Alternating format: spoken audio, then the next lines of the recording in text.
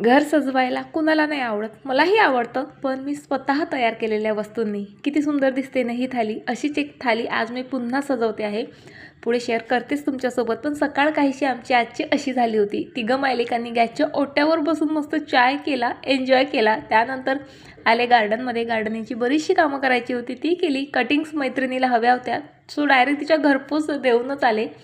त्यानंतर ही थाली डेकोरेट करायची होती, म्हणून हिला मी कलर करून ठेवला, कारण ऑइल पेंट सुकायला बराच वेळ घेतो, म्हणून सकाळी सकाळी हे काम हातावेगळं केलं.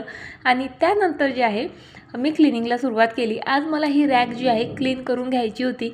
बघा, मॉड्युलर किचन ठीक आहे, दिसायला फार सुंदर दिसतं, पण आपलं नॉन मॉड्युलर किचनही आपण स्वच्छ, सुंदर आणि ऑर्गनाइज ठेवलं तर ते मॉड्युलर किचनपेक्षाही सुंदर आणि सर्वात महत्त्वाचं म्हणजे हँडी असतं. त्यामुळे फार जास्त युजफुल असतं, कारण फार शोधाशोध करावं लागत नाही.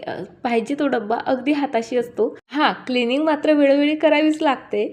आणि इथे बघा ना, किती म्हणजे आठवणीची पक्की आहे मी. दिवाळीचं फराळ मी या टिफिनमध्ये काढून ठेवलं होतं आणि त्याचा मला पूर्णतः विसर पडला आणि आता ते खाण्याच्या लायकही राहिलेलं नाही. पण चला, बोलता बोलता माझी रॅक पूर्ण इथे अगदी स्वच्छ क्लीन झालेली आहे. कोणतंही काम करताना मी त्यात इतकी रमते ना, की मला काय लागलं काय नाही याकडेही माझं लक्ष नसतं. आत्ता दुखायला लागलं तेव्हा माझ्या लक्षात आलं, बरं चला, एवढं तर चालणारच. बाय.